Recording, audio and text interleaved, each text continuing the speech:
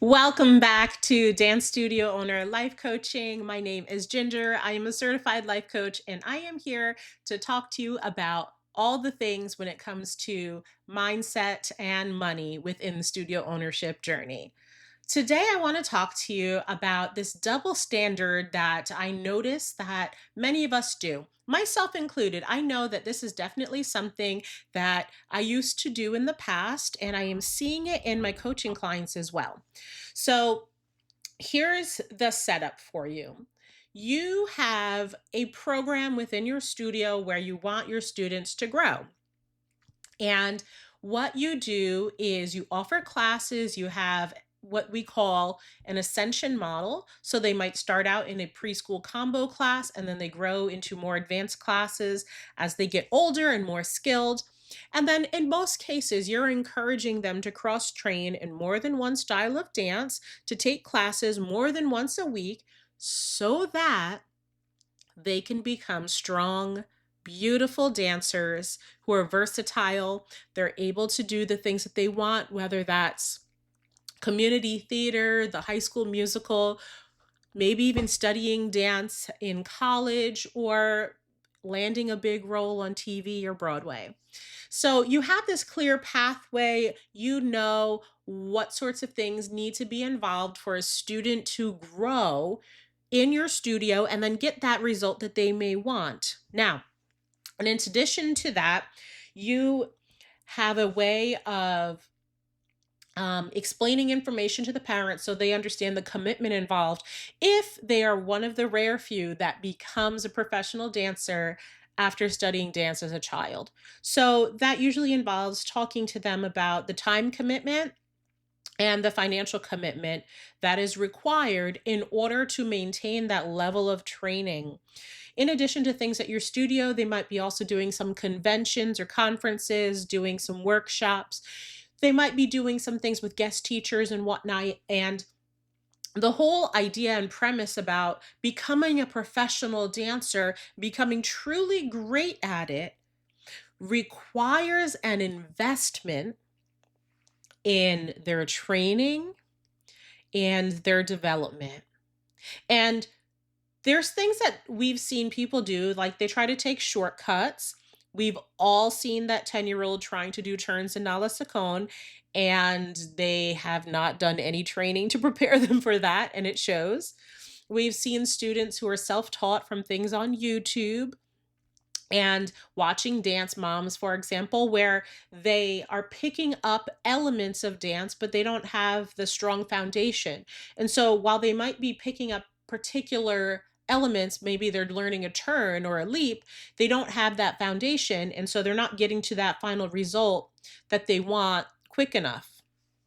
And oftentimes, what we'll also say is we might even point out people who are quote unquote trying to save money or being cheap and they don't want to pay full price for their students' training. They don't want to pay full price for the appropriate dance shoes. And so we've also, as an industry, fought hard to educate parents about the importance of proper dance wear so that they are safe and protected, that they don't buy something that's ill fitting or that they're not ready for yet. So when we have this, we know that the investment in time, the investment financially, is what will create a dancer that is artistically strong, technically strong. But just like dancers thrive on diverse training, so do we in our businesses. But what happens so very often is that we do not invest in our growth. We're not investing in business classes. We're not investing in coaching or things like that that helps us grow our business. Maybe we're not investing in something that expands our mind on topics that we don't know much about. Maybe we are working and running our business, but we have never taken a class or a course or a workshop or read a book and invested in knowing more about marketing or how to manage our finances. It could be that you open the studio as a strong tapper and you have a ballet program that's struggling, but you don't know why. And rather than learn more about ballet and do some research, get some training yourself, you've decided to kind of just give that off to someone else and hope for the best.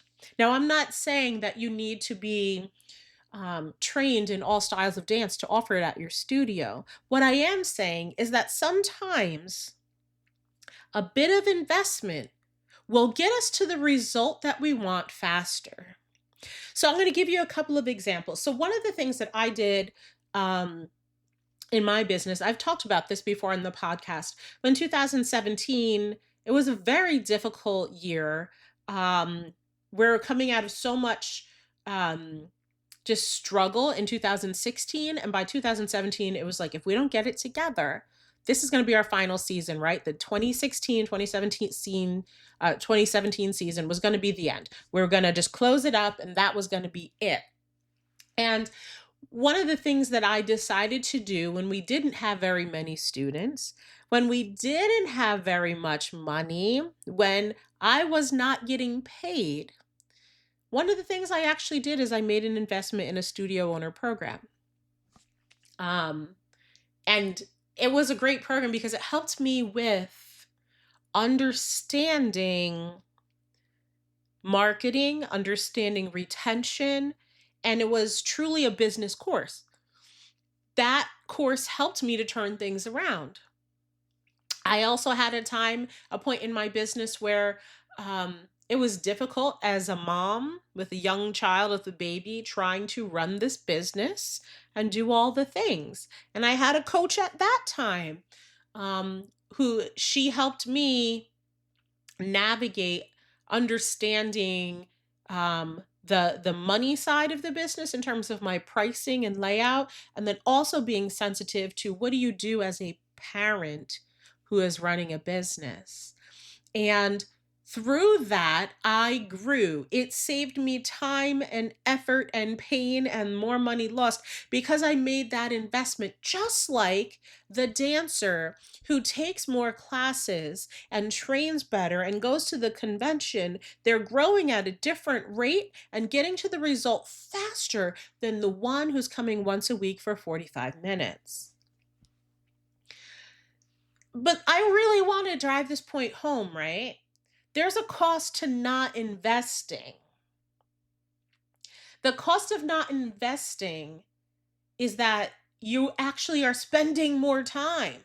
You're spending more money and you're making more mistakes because you don't have a coach, a mentor, a sponsor, someone to walk you through. It costs us something.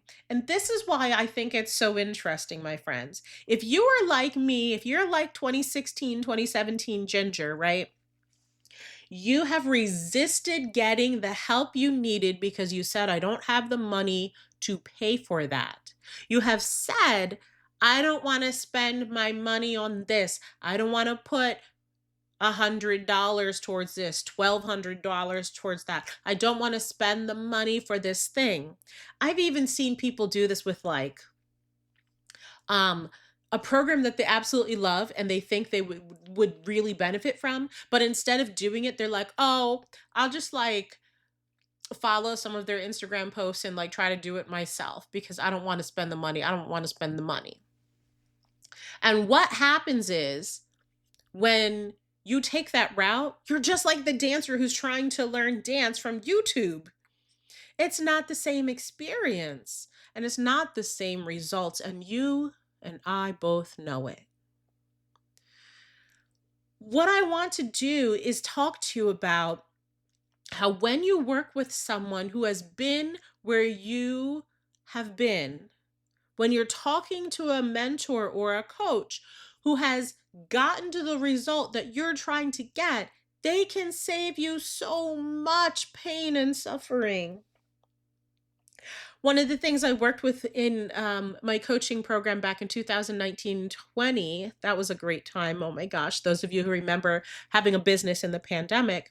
In 2019, 2020, one of the things we did is like writing the pricing, figuring out how to do my private lesson program, mapping out different elements of the studio, scaling back a lot of the discounts, like figuring all those things out. By talking to this person, she saved me so much effort, so much pain. She talked to me about her real life experience having done this, right? And these are the things that matter because when she gave me that information, as a studio owner who had already been there, who had been in business with a family business, a family studio that had been together for like 35 years, she shared so much insight and wisdom that it saved me that time. I could have learned it over my own 35 years of studio ownership, but instead, I got it in less than 10 years because I had a coach, a mentor, a sponsor, someone who spoke about their experience and their knowledge and shared it with me. It's one thing to try to learn from a book or a YouTube video, a TED Talk. There's certainly good information out there, but it's not the same as working with someone. It's funny that I had done the research to do this episode, and when I was at my church this past week, there was this sermon was about this passage where they said that as iron sharpens iron, so does one person to another. So that if you want to sharpen iron, you use another piece of iron. If you want to sharpen and hone the skills and develop a human, you do that with another human. And I thought, man, this message that I wanted to share more than ever is resounding in so many different areas, and it's time to talk to you about it. So, this is what I want to do. I hope that this will inspire you. This double standard that we often do, where we tell our students that they must invest in their education and their development to become artistically and technically strong. This is the same mindset we as business owners need. If we need to get better with money, where do we go? Who do we talk to? It's not just our accountant sometimes. Maybe it's a simple course. For me, instead of saying I'm bad at money, I'm bad at numbers, I went and became a certified financial coach because then I could tell myself in my brain, no more excuses. We're going to get our stuff together. Enough, enough, enough. I'm done. I'm not going to struggle anymore. And this is what I want for you. I want you to put in the time and the effort into developing yourself. Like, bring yourself from this place where you don't want to be into brighter pastures. Bring yourself from financially insecure to thriving. If you are having trouble with curriculum and getting that together, and you can't really bring your team together around a good lesson plan and a system for that, seek out the help of those who offer that. If there's things with human resources and you're just driving yourself crazy with staffing in your studio, seek out help for that. If you are struggling with anxiety or depression and you're trying to hide it day to day, seek out help. Get the therapist that you might need. This is not something where we say, oh, I don't want to spend the money on it. This is something where it's time to invest in ourselves. I urge you to invest in yourself in one way or another. There's got to be a time and a place where you put your money and your time into developing yourself. If you want to be a stronger business owner, the fastest route is to get help. There were times when I just didn't know how to do marketing in my studio, and I really struggled. But you know what? I got help. I figured out that if I want to get out of where I am, I need to get the support of another person. We are designed this way. That is how things work. We do not operate in a vacuum. We are designed to be in partnership and fellowship with other people who can help us. Um, And if we don't, we plateau. If we don't invest our time and money into the things that will help us, we will stay in familiar territory and we plateau. When we stop investing in ourselves, both personally and professionally, we end up just stagnating. So I encourage you to be proactive about your own growth. And this is how you will break through the plateau. Just like the dancer who finally pushes past their limits, gets more training, puts in the time, invests some money, and they get the results that they want. My friends, I hope today's episode inspired you. If it did, please do me a favor and share it with a friend. Just go ahead and hit the share button, text it over to a studio owner buddy. That would be my greatest wish, that we all grow and get the results we want in this industry because we all deserve it. Until next time, I wish you the very best.